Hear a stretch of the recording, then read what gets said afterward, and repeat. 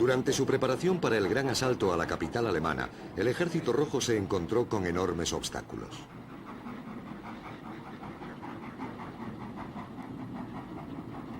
Los puntos de partida eran 3 cabezas de puente bajo control soviético y situadas en la orilla occidental del río Vístula. Pero la red de ferrocarriles que debía servir para el transporte de suministros estaba muy dañada.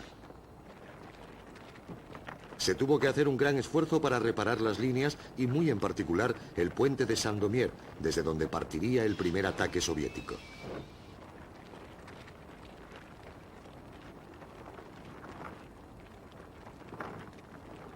En la primera semana de enero, el flujo de suministros y equipos hacia los 2 principales frentes rusos se había convertido en un torrente.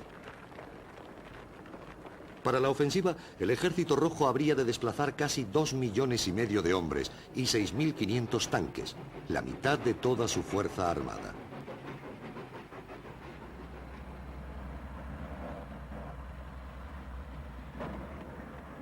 Cuando aún faltaban muchos detalles para culminar esta operación logística, el primer ministro británico Winston Churchill envió una misiva a Stalin. Churchill le pedía al dirigente soviético que lanzara su ataque lo antes posible y así hacer que disminuyera la presión alemana sobre los aliados en el oeste.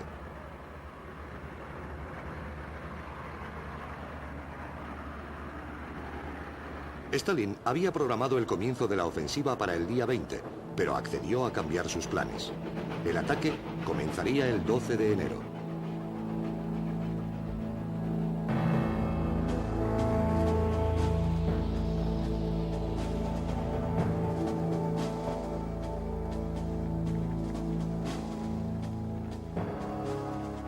La fase inicial de la gran ofensiva sería protagonizada por el primer frente ucraniano bajo las órdenes del mariscal Koniev.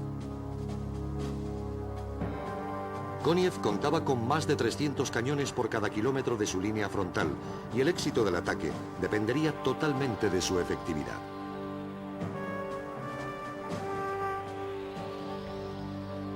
Los 6.000 aviones dispuestos para el asalto no podrían tomar parte en el bombardeo inicial.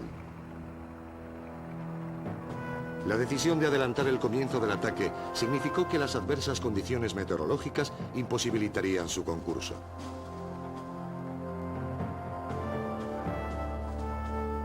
En un sector crucial del frente, ante las fuerzas de Koniev en el Vístula, los alemanes habían establecido una zona de defensa táctica de 16 kilómetros de profundidad. En esta zona, y siguiendo órdenes directas de Hitler, se desplegaron gran cantidad de efectivos, incluyendo 2 divisiones de Panzers y 2 divisiones motorizadas. Lo que los alemanes no sabían es que la artillería soviética tenía previsto acabar con todo cuanto hubiese dentro de ese sector.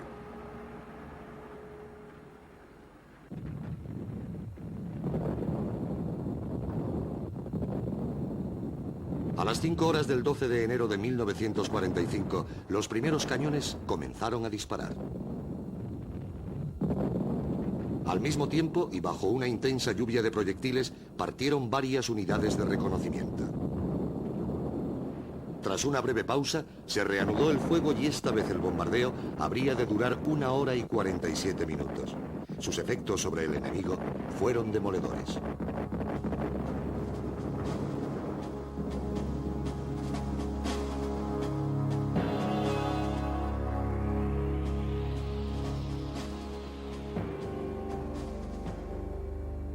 El ataque de Koniev fue lanzado desde una cabeza de puente de 60 kilómetros de ancho cerca de Sandomierz. Delante de su primer frente ucraniano se encontraban el 4º ejército alemán de Panzers y parte del 17º ejército. El asalto produjo un hueco en las líneas alemanas de 40 kilómetros de ancho y aniquiló al 4º ejército. El 25 de enero, Koniev llegó al río Oder. En el norte, el 2º y el 3er frente bielorruso se disponían a enfrentarse con el 3er ejército alemán de Panzers, el 4º ejército y parte del 2º que defendían Prusia Oriental. Los soviéticos atacaron el 13 de enero, pero las malas condiciones del terreno hicieron que su avance fuera muy lento y no llegaron al Báltico hasta el día 26.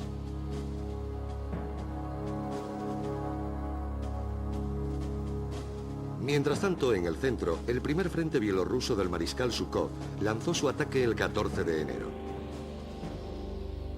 Zhukov embistió contra las defensas alemanas con una fuerza tal que a los 3 días ya había tomado Varsovia. El día 26, la ciudadela de Poznan fue rodeada, con lo que el frente alemán quedó prácticamente desintegrado. El 31 de enero, una avanzadilla del primer frente bielorruso había logrado penetrar hasta el tramo recto del Oder, a solo 60 kilómetros de Berlín.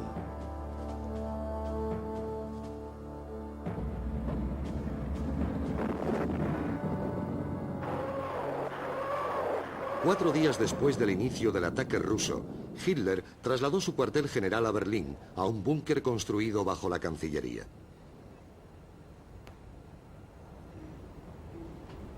Desde ahí se dedicó a dar instrucciones a sus comandantes y debido a su incapacidad para comprender la magnitud del golpe sufrido por su ejército, su intervención sirvió únicamente para convertir en catastrófica una situación desastrosa.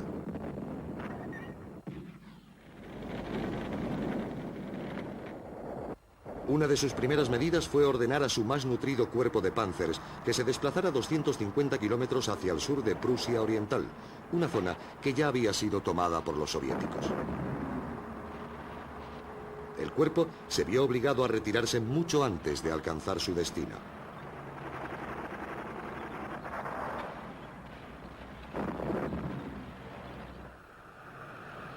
El 27 y el 28 de enero, una serie de tormentas de nieve que afectaron al este y al centro de Europa concedieron un respiro a las fuerzas alemanas.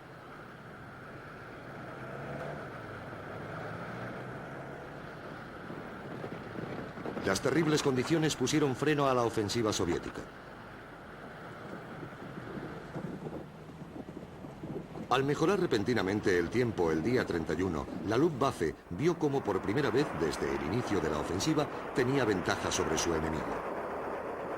Los aeródromos alemanes que rodeaban Berlín tenían pistas de cemento y las pistas de hierba del Ejército Rojo se habían convertido en barrizales. En 2 días la Luftwaffe realizó 5.000 salidas, destrozando columnas de intendencia y haciendo casi imposible cualquier avance.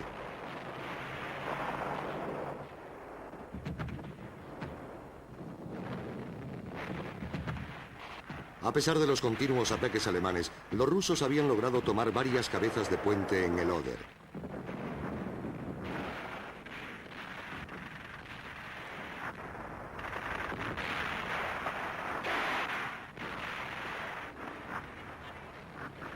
El mariscal Zhukov ordenó que sus fuerzas se reabastecieran y en un último avance conquistaran la capital alemana el 15 de febrero. El plan era terriblemente ambicioso. Tras un avance de 500 kilómetros, la escasez de combustible era dramática. La tenaz resistencia alemana había ocasionado un gran número de bajas. Más grave fue que entre muchas formaciones rusas comenzó a reinar la más absoluta indisciplina. Para muchos soldados del Ejército Rojo desperdigados por todo el territorio alemán, violar y saquear resultaba mucho más atractivo que pelear. Pero lo peor de todo fue que el flanco norte del primer frente bielorruso había quedado peligrosamente expuesto.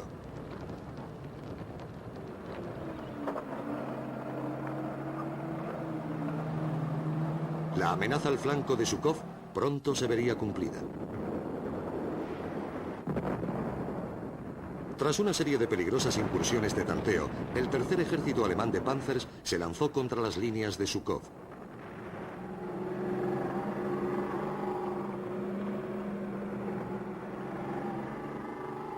Al principio el tercer ejército avanzó con rapidez, pero el 14 de febrero su comandante, el general Benck, resultó gravemente herido en un accidente. Sin un líder, el ataque alemán perdió todo su ímpetu y acabó desvaneciéndose.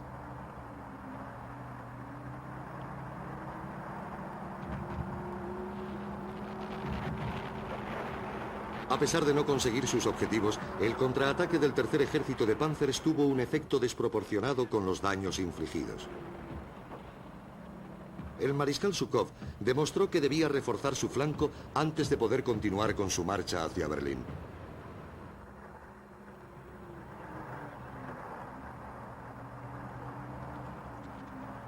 En estos días, la resistencia alemana a lo largo de la línea del Oder se había robustecido de manera extraordinaria. Las defensas occidentales habían sido prácticamente desmontadas para poner entre los rusos y la capital a todos los hombres y armas posibles. En Berlín se sabía que el ataque podría producirse cualquier día. Lo que los alemanes ignoraban era que Zhukov pensaba entrar desde el norte.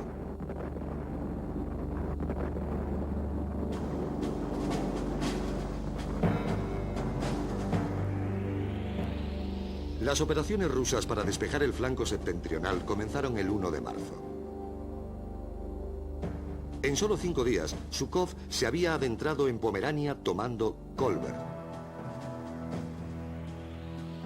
Al finalizar el mes, el segundo ejército bielorruso de Rokossovsky había conquistado Danzig. En el este, el tercer ejército bielorruso destruyó el último reducto alemán en Prusia Oriental, aunque la ciudadela de Königsberg seguiría en manos de los alemanes durante un tiempo. En el flanco sur, el primer frente ucraniano del mariscal Koniev había lanzado su ofensiva el 8 de febrero, llegando rápidamente al río Neisse. Breslau quedó cercada y la línea de Koniev se encontraba muy cerca de la de Zhukov, lo que suponía una amenaza para Berlín desde el sur.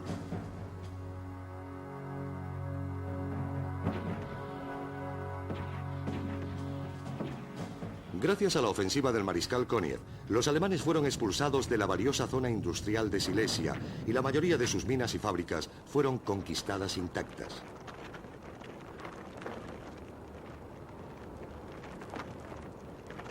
Adolf Hitler estaba decidido a que ninguna otra cosa de valor cayera en manos rusas. En Ucrania y en Polonia, todo lo que fuese útil para el enemigo fue destruido al retirarse los alemanes, dejando tras de sí un reguero de desolación. Estas medidas se tendrían que emplear en la misma patria. Hitler insistía en que, puesto que lo mejor del pueblo alemán había caído en la batalla, los únicos que quedaban eran seres inferiores y sus necesidades irrelevantes. Ningún puente, fábrica, ferrocarril o tienda de comestibles debía quedar en pie.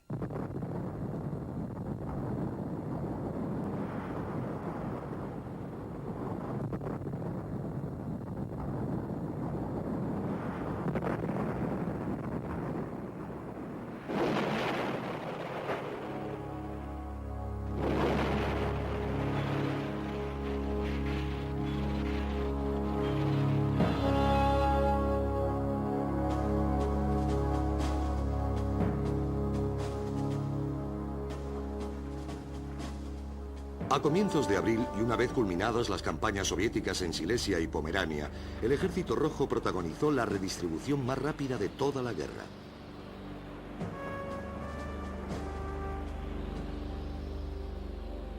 Todos los hombres, armas, tanques y proyectiles disponibles fueron trasladados al frente comprendido por los ríos Oder y Neisse para efectuar la ofensiva que llevaría al Ejército Rojo hasta el mismo corazón de la capital de Hitler. La logística fue de una terrible complejidad. En el frente de Zhukov, el último enclave alemán que podía amenazar a la cabeza de puente soviética fue devastada en Kustrin, y 40 batallones de ingenieros trabajaron día y noche en la construcción de 25 puentes sobre el Oder, es decir, casi un puente por cada 2 kilómetros de frente.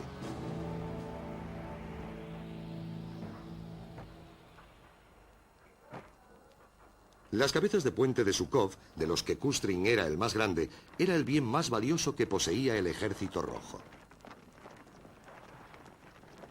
En otros lugares, para cruzar los ríos Neisse y Oder, había que emplear botes o puentes construidos bajo el fuego enemigo.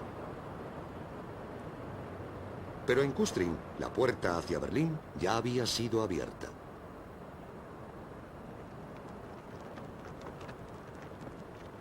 La concentración de efectivos para la ofensiva final superó cualquier despliegue jamás hecho en la historia de la guerra.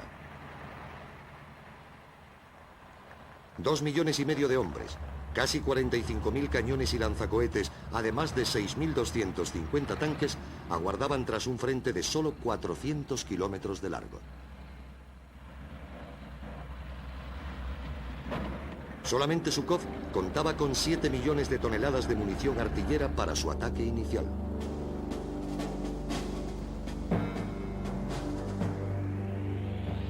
El primer frente bielorruso debía efectuar su avance sobre un territorio muy extenso, pero sus acciones más contundentes serían realizadas por sus dos cabezas de puente al norte y al sur de Frankfurt.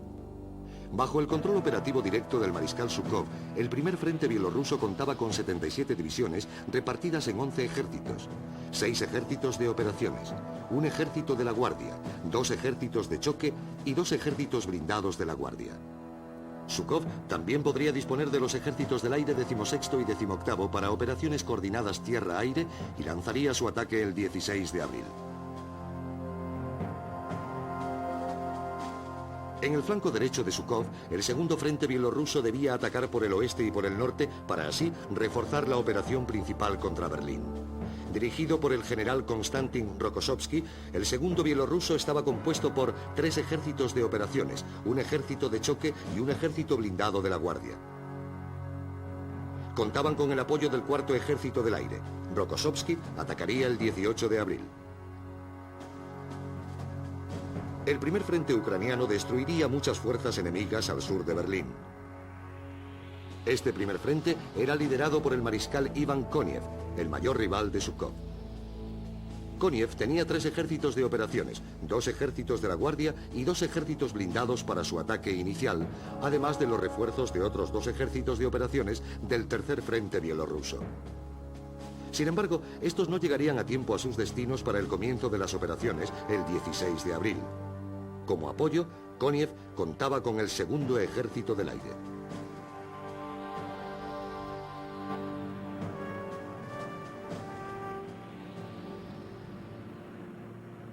El 1 de abril de 1945, el mariscal Zhukov partió de su cuartel general tras el frente del Oder y se dirigió a Moscú para entrevistarse con Stalin.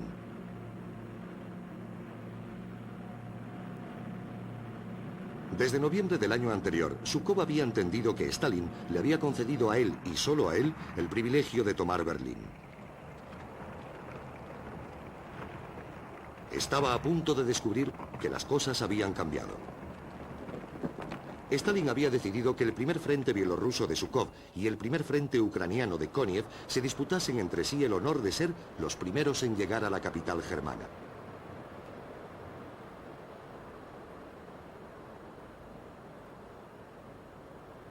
Tras su reunión con Stalin, Zhukov y los comandantes de sus ejércitos estudiaron los accesos a la ciudad con una maqueta a escala.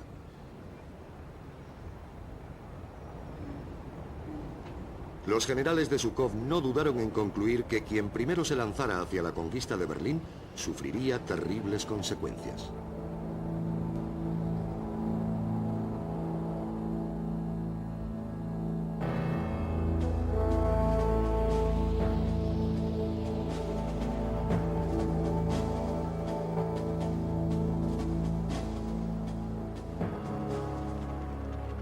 En la víspera del ataque ruso, entre el Ejército Rojo y Berlín, se encontraban 1 millón de soldados alemanes.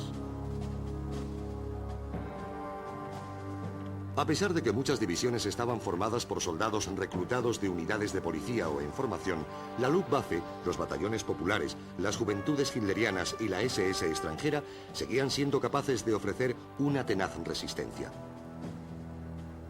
Para evitar que alguien se negara a luchar, se recurría con frecuencia a los consejos de guerra y las ejecuciones sumarísimas. Muy pocos esperaban que, en caso de vencer, los rusos mostrarían una piedad mayor. El principal problema con que tuvieron que enfrentarse los defensores era la desesperante falta de tanques. Hitler se negaba a creer que el objetivo prioritario ruso fuera Berlín y seguía convencido de que el gran ataque sería sobre Checoslovaquia. Ordenó que otras 4 divisiones de Panzers se trasladaran al sur.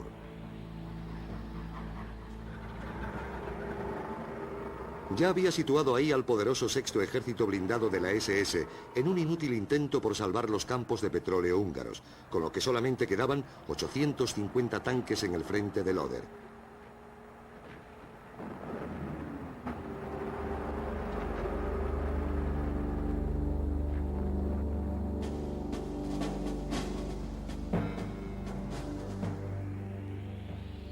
Todo el peso de la ofensiva rusa contra la capital alemana caería sobre el grupo de ejércitos del Vístula, a cuyo frente estaba el coronel general Gotthard Heinrichi, uno de los pocos alemanes expertos en guerra defensiva.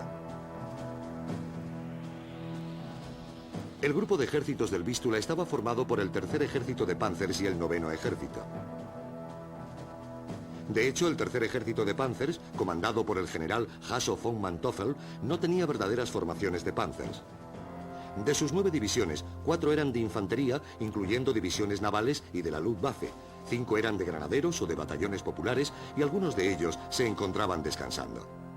El tercer ejército de Panzers ocupaba un frente de 150 kilómetros que iba desde el norte de Berlín hasta las costas bálticas. El noveno ejército, bajo el mando del general Theodor Busse, constaba de 12 divisiones, 1 blindado, 2 de granaderos y 9 de infantería. Su misión era defender una línea de 130 kilómetros cerca de Loder y que iba desde Berlín hasta su confluencia con el río Neisse. Al sur del noveno ejército, el ala izquierda del grupo de ejércitos del centro, dirigida por Sonner, ahora mariscal de campo, contribuyó con el cuarto ejército de Panzers. Este ejército estaba bajo el mando del general Fritz Haber Gresser. Contaba con 12 divisiones, 1 de Panzers, 9 de infantería y 2 de Panzers granaderos.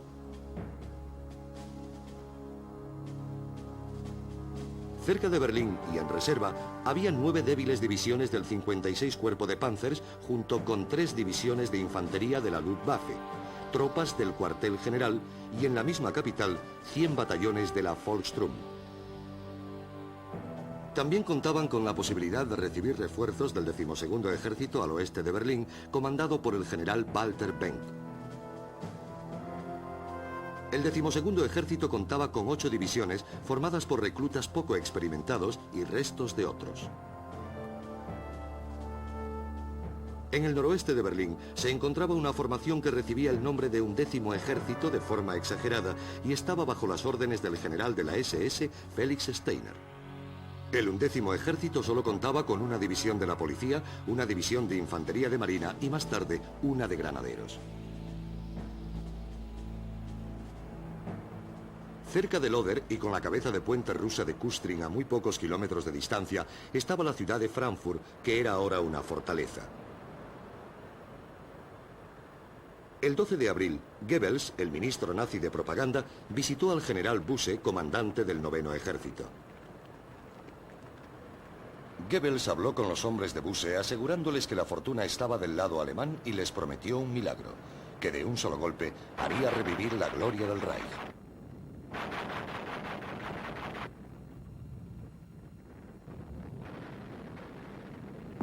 Por un asombroso designio del destino, esa misma tarde, Goebbels fue informado de la muerte del presidente americano Franklin D. Roosevelt.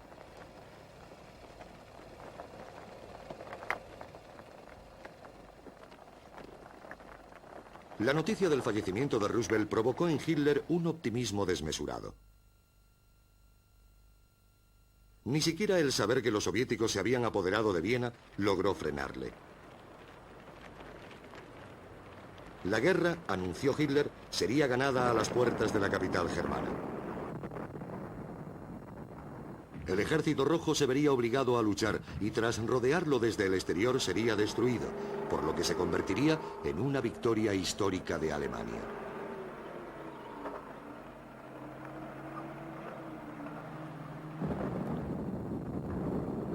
La batalla duraría el tiempo suficiente para hacer resquebrajarse por completo la alianza entre las potencias occidentales y los rusos. El 14 de abril, un día después del exaltado discurso de Hitler, la artillería rusa en el frente de Loder comenzó a disparar contra las posiciones alemanas cercanas a sus cabezas de puente.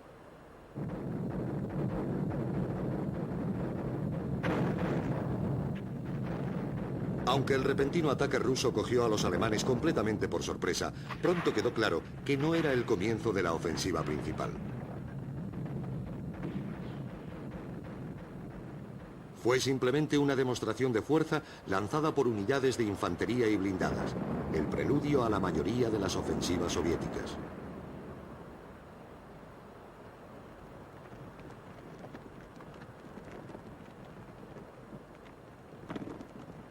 Para el comandante alemán del grupo de ejércitos del Vístula, el general Heinrichi, la pregunta era ¿cuándo sería el ataque definitivo? Si pudiera adivinar los proyectos soviéticos, podría salvar al grueso de sus fuerzas en el Oder de la total aniquilación.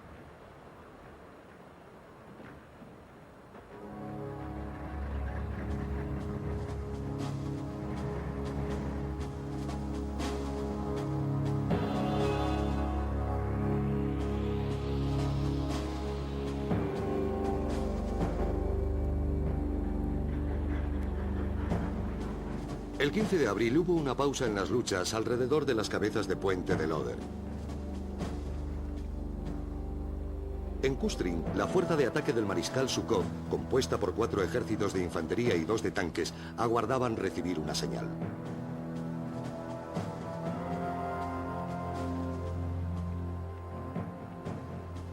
Tras el frente esperaban también miles de aviones, algunos con sus objetivos ya identificados y otros estaban dispuestos para apoyar a las fuerzas terrestres.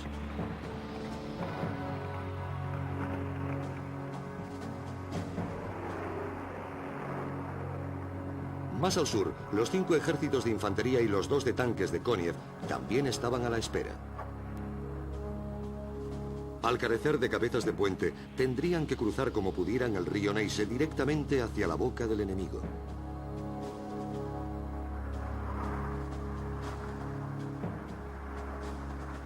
El primero en atacar, en las primeras horas del 18 de abril, sería el primer frente bielorruso del mariscal Zhukov.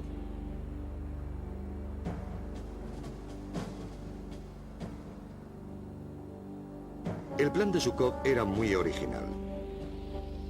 Tras un intenso ataque artillero con 10.000 cañones y 400 lanzacohetes Katyusha que debería pulverizar la primera línea alemana, se encenderían 140 reflectores antiaéreos con el objeto de cegar a los defensores, mientras la infantería se lanzaba contra sus posiciones.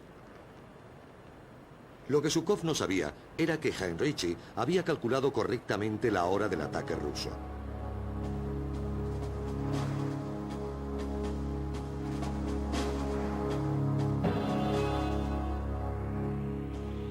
Frente a la cabeza de puente de Zhukov, la primera línea de los alemanes estaba en paralelo a la de los rusos y se extendía a lo largo del valle del río Oder. 8 kilómetros más atrás había una formación arenosa de 60 metros de altura llamada los Altos de Silau.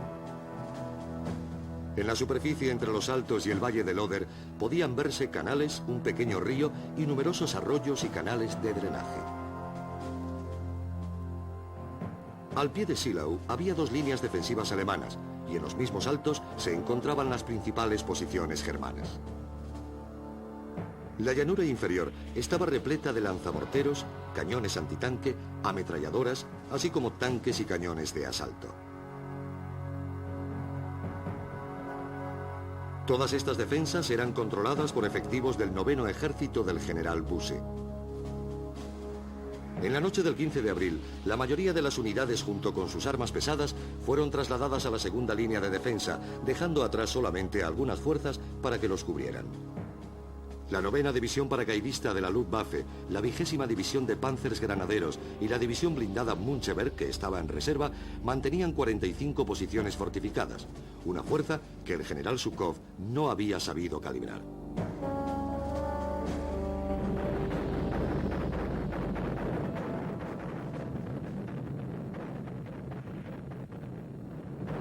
El feroz bombardeo que anunció la ofensiva de Zhukov comenzó a las 3 de la madrugada del 16 de abril.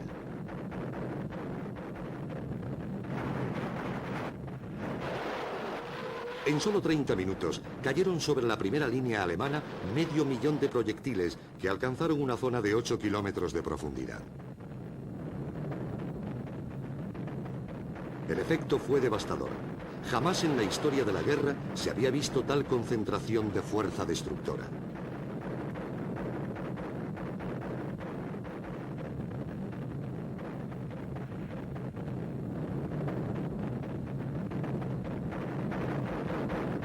Sin embargo, el plan de Zhukov comenzó a fallar.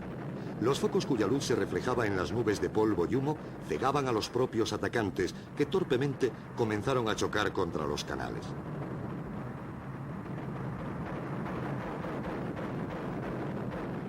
Y peor aún fue el ver cómo las trincheras enemigas en primera línea estaban desiertas. De pronto, comenzaron a llover proyectiles alemanes desde los altos de Sillau.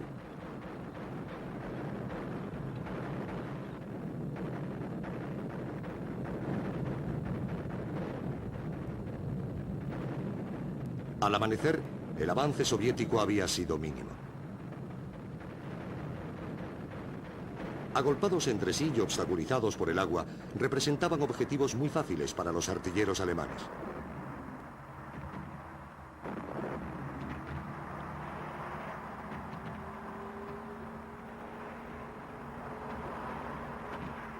Tuvieron que pasar muchas horas para que los rusos alcanzaran terreno más firme al pie de los altos y ver cómo concluía su ofensiva bajo una explosión de fuego enemigo.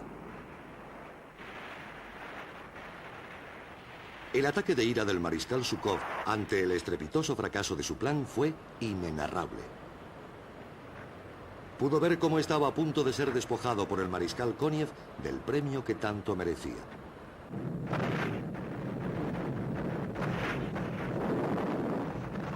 En el frente de Koniev sobre el río Neisse, el ataque contra una línea de 400 kilómetros se inició a las 4:15 horas.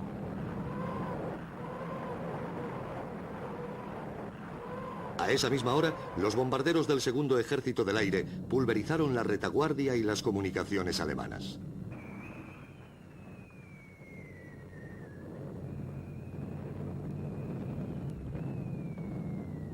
Un sector concreto de 30 kilómetros fue minado con explosivos de alta potencia. Desde ahí, Koniev planeaba lanzar su golpe definitivo, y lo había elegido por una única razón. Una apertura en ese lugar permitiría un rápido avance hacia Berlín en cualquier momento.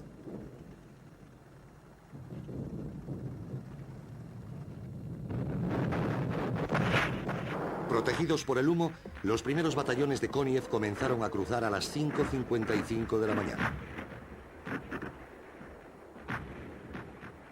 La artillería y las ametralladoras disparaban sin cesar y siguiendo una trayectoria única, lo que obligó a los alemanes a permanecer atrincherados, gracias a lo cual los rusos pudieron establecer sus puentes.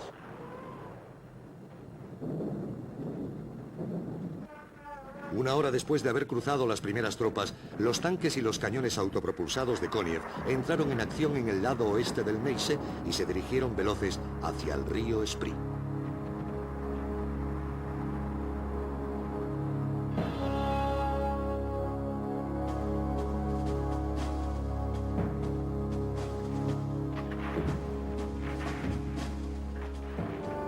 A las 10 horas del día del ataque de Zhukov en Sillau, aviones rusos bombardearon la mayoría de las armas pesadas instaladas en la cima de la loma.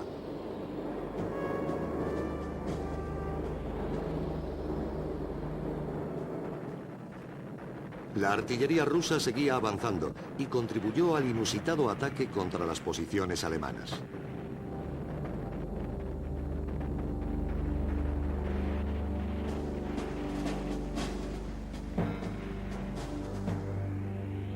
Llegado este momento, efectivos del primer ejército de la Guardia de Zhukov ya habían superado las trincheras alemanas al pie de los altos de Sillau.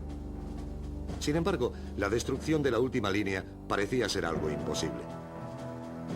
Zhukov decidió enviar a sus dos ejércitos blindados.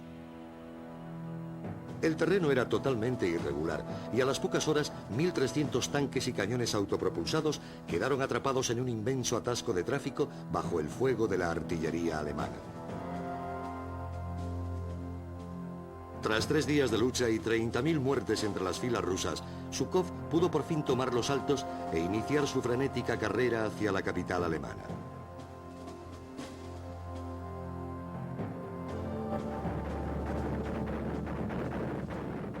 Mientras Zhukov luchaba por salir de los altos de Sillau, el primer frente ucraniano de Koniev había llegado a la parte superior del Spree, el río que atraviesa Berlín.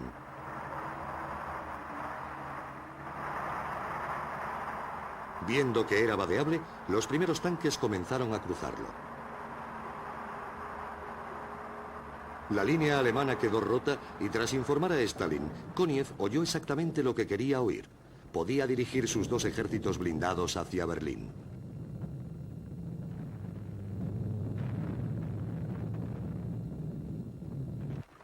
Ese mismo día, el 18 de abril, el segundo frente bielorruso del mariscal Rokossovski lanzó un ataque desde la parte baja del río Oder.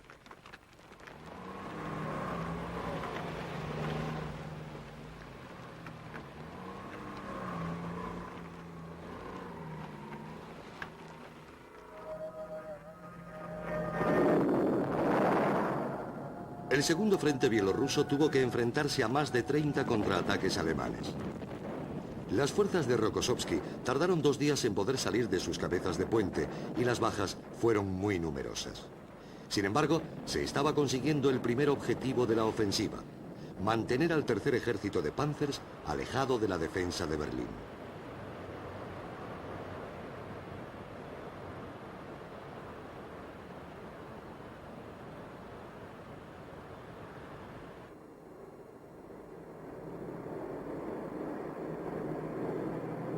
En la mañana del 20 de abril, día del 56 cumpleaños de Adolf Hitler, y con las fuerzas rusas a solo 30 kilómetros de Berlín, los norteamericanos lanzaron un último y gran bombardeo sobre Alemania.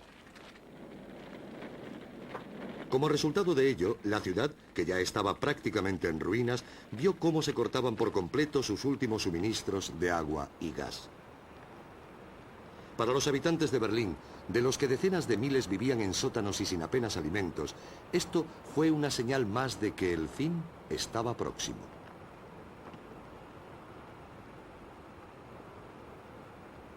Cuando los bombarderos estadounidenses se marcharon, Adolf Hitler salió de su búnker y se dirigió a los jardines de la Cancillería para su tradicional celebración de cumpleaños.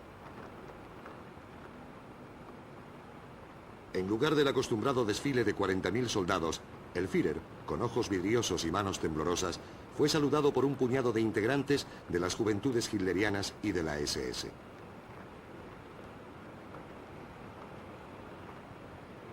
Tras esta triste despedida, Hitler no volvería a ser visto en público.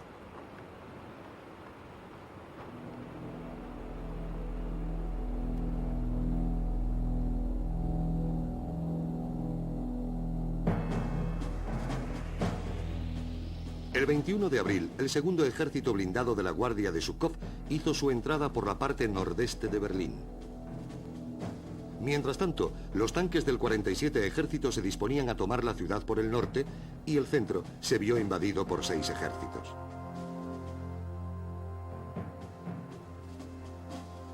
El noveno ejército alemán quedó irremediablemente separado del grupo de ejércitos del Vístula. Al sur de la ciudad, los ejércitos blindados de Koniev en su carrera hacia Zosen y Potsdam habían logrado superar al cuarto ejército de Panzers. El ala izquierda del cuarto de Panzers acabó rodeado en un sector junto con el noveno ejército. El grueso de las fuerzas alemanas que supuestamente debían defender Berlín quedó rodeado y a merced de su enemigo.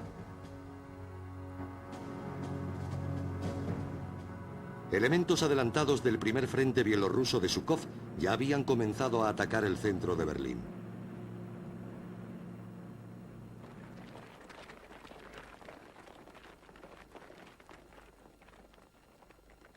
Para los artilleros rusos era un indicio inequívoco de que la victoria estaba cerca. El mensaje no pasó desapercibido para los altos oficiales nazis.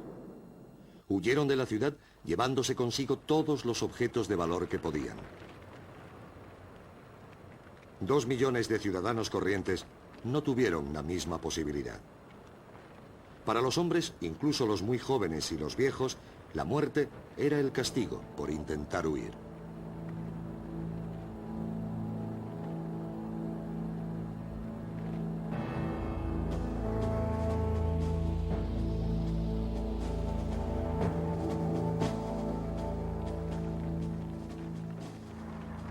Al día siguiente de penetrar en los suburbios de Berlín las primeras tropas del mariscal Koniev y con su premio al alcance de la mano, Stalin acabaría de un plumazo con sus esperanzas de erigirse en conquistador del enemigo nazi.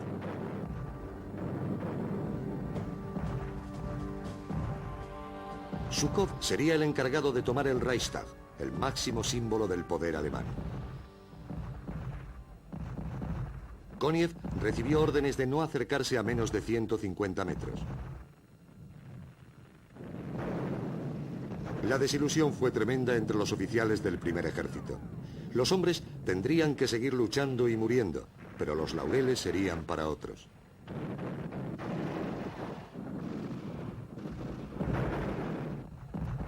El 24 de abril, unidades del primer frente bielorruso y del primer frente ucraniano se encontraron al sudoeste de Berlín.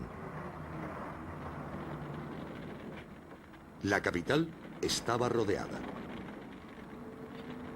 Ese mismo día, las tropas rusas y norteamericanas se reunieron en el río Elba. Alemania quedó dividida en dos.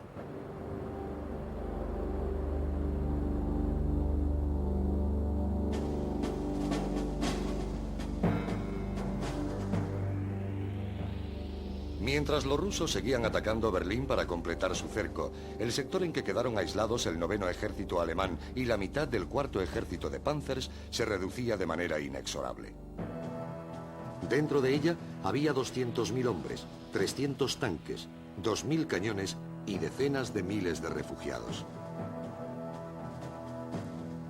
Solamente el 11º ejército alemán, que estaba en el oeste y bajo el mando del general Benck, parecía poder ofrecer alguna esperanza.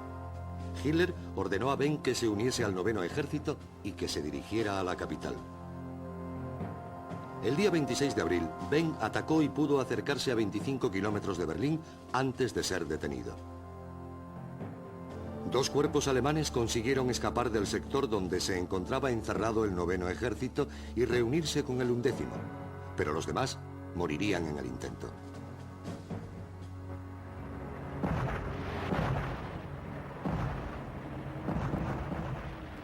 El 25 de abril, Zhukov y Koniev reagruparon sus unidades avanzadas en Berlín para que continuasen con el acoso.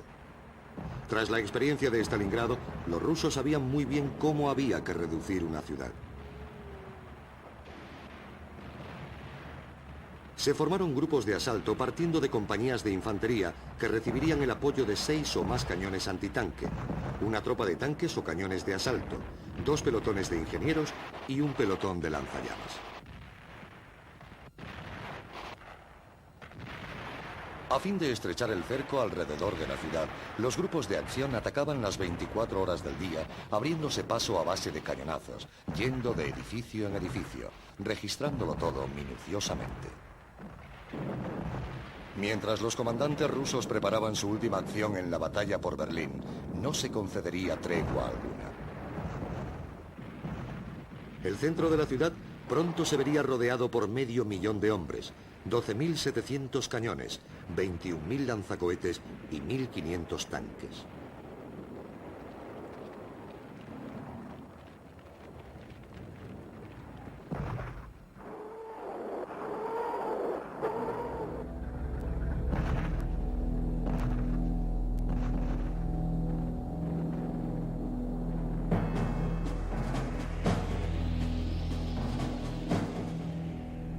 Hasta ahora la primera línea soviética solo había conseguido romper las defensas exteriores de la ciudad en 2 grandes zonas, el este y el norte. Los defensores que quedaban en el perímetro eran en su mayoría remanentes de unidades que habían vuelto tras perder Silao, la 18ª, 20ª y 25ª División de Granaderos, la División Munchever, la 9ª División Paracaidista y las divisiones de la SS Norrland y Carlomagno. Junto con los batallones populares y otras formaciones varias, el número total de defensores armados era de casi 30.000. Sin embargo, apenas la mitad de ellos eran soldados con experiencia de combate.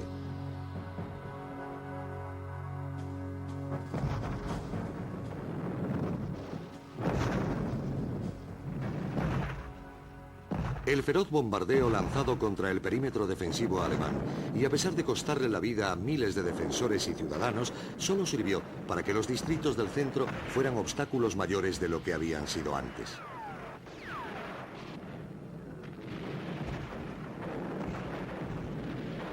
Las fanáticas unidades de la SS, con la ayuda de la artillería y tanques semienterrados, lucharon por cada posición, a menudo hasta que muriera su último hombre. Miles de integrantes de las juventudes hitlerianas armados con puños antitanque hicieron que las calles fueran trampas mortales para los tanques soviéticos.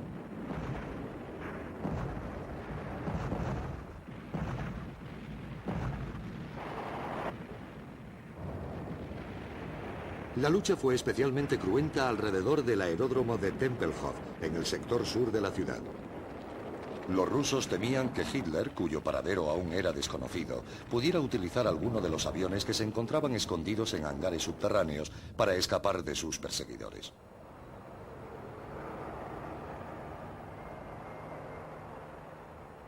Tras un impresionante asalto, a mediodía del 26 de abril, las pistas y los edificios pasaron a manos soviéticas y el comandante del aeródromo fue capturado.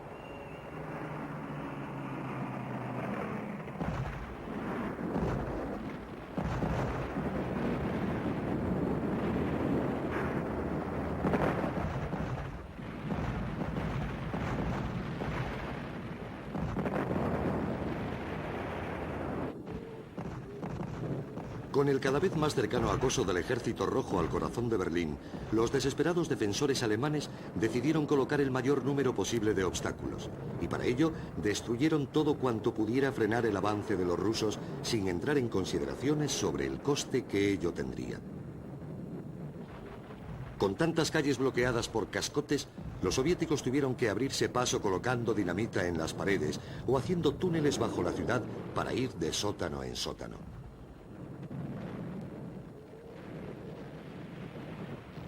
Solo así era posible ir de una calle a otra.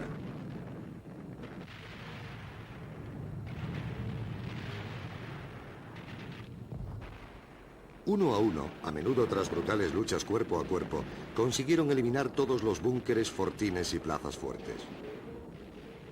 Algunos alemanes se rindieron, sobre todo los miembros más ancianos de los batallones populares y los reservistas. Pero otros, especialmente los de las unidades Nordland y Carlomagno de la SS, lucharon tenazmente por cada centímetro de tierra. Holandeses, daneses, flamencos, noruegos y franceses se habían unido a la SS en su cruzada contra los bolcheviques. Ahora, con sus países de origen liberados y el Reich a punto de desmoronarse ante sus ojos, no tenían más opción que pelear y morir.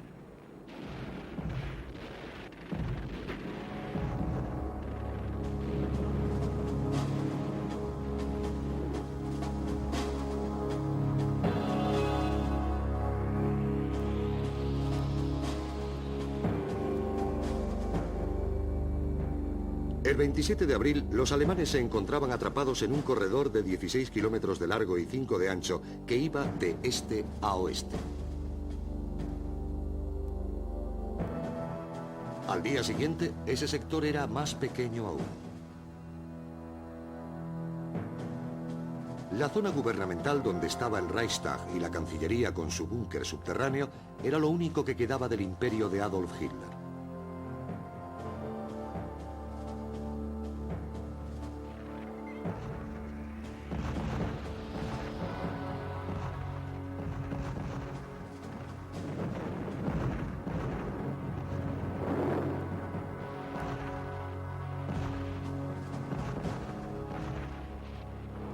Incluso con los proyectiles soviéticos estrellándose contra su cancillería, Hitler, refugiado en un búnker a 17 metros de profundidad, seguía creyendo que de un momento a otro el 12º ejército del general Benck aparecería para salvar la ciudad. A pesar de que cientos o posiblemente miles de personas estuvieran muriendo cada hora, la idea de rendirse era impensable.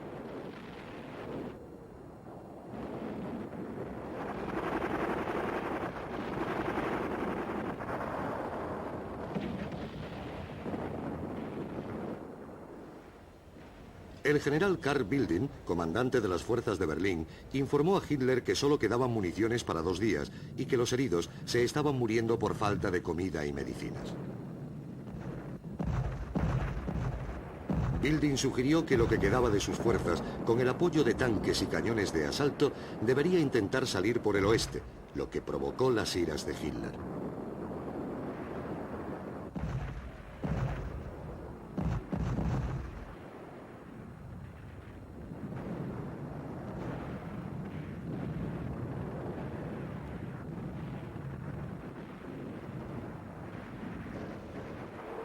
En la noche del 29 se luchaba a menos de 400 metros del búnker de Adolf Hitler.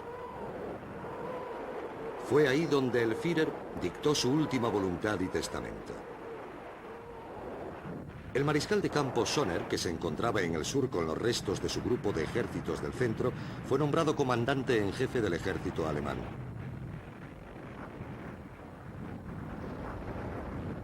Hitler ya había decidido suicidarse bajo las ruinas de su capital. No permitiría que los rusos le capturasen vivo.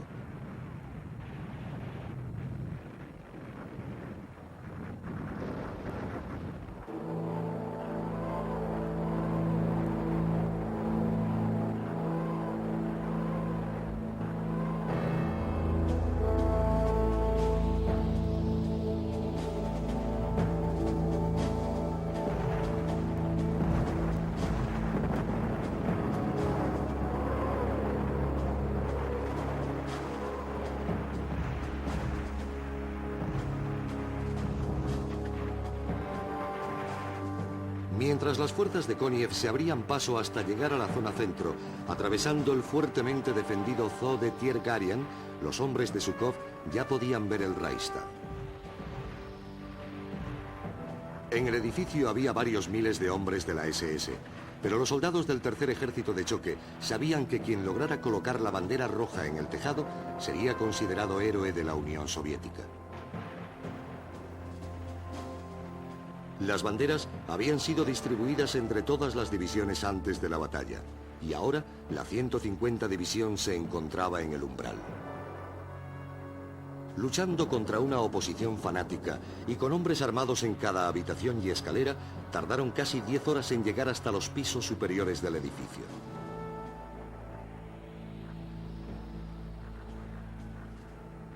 Pero a las 22:55 del 30 de abril de 1945, soldados del primer batallón del 756 Regimiento de Fusileros colocaron la bandera roja en el tejado del Reichstag.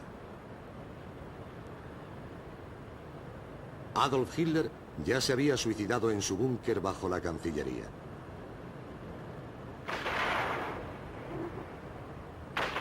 La muerte de Hitler no significó el fin de la batalla de Berlín.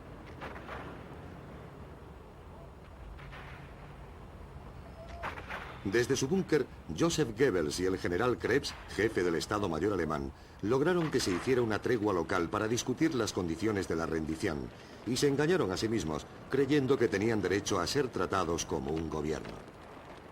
Mientras tanto, la lucha continuaba con toda su crudeza, al defenderse hasta el final los pequeños focos de defensores o al intentar algunos batallones atravesar las líneas rusas. En la tarde del 1 de mayo, a los rusos se les agotó la paciencia. A las 6:30, todos los cañones, morteros y lanzacohetes que había en Berlín dispararon contra la Cancillería y los últimos sectores de resistencia.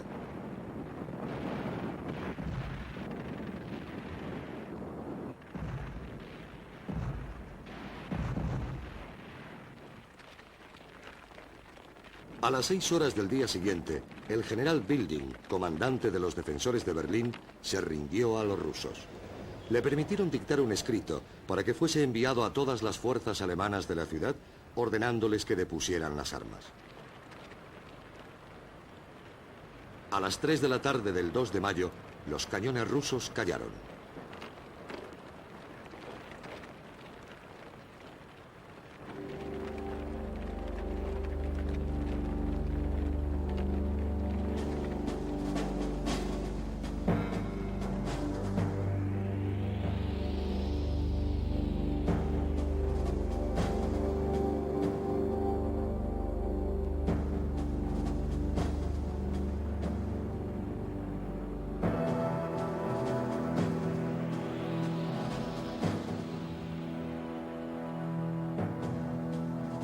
La batalla de Berlín se cobró un gran número de vidas humanas. La negativa de Hitler a rendirse antes de la catástrofe final le supuso al Ejército Rojo 305.000 bajas, las peores pérdidas sufridas en batalla durante toda la guerra. Se desconoce el número exacto de soldados alemanes muertos, pero de la población civil berlinesa murieron 125.000 personas. Muchos otros fueron heridos, violados o se volvieron locos al ver el infierno que les rodeaba.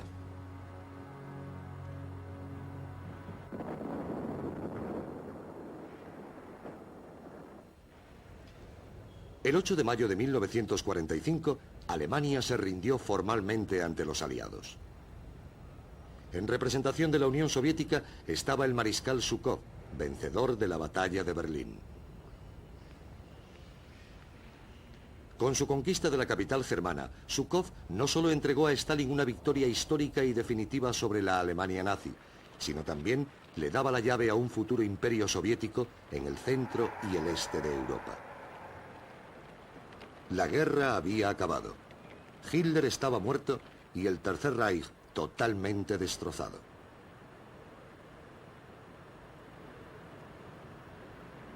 Sin embargo, en la batalla de Berlín se sembraron las semillas de un nuevo conflicto entre el este y el oeste que dividiría Europa y el mundo durante 2 generaciones.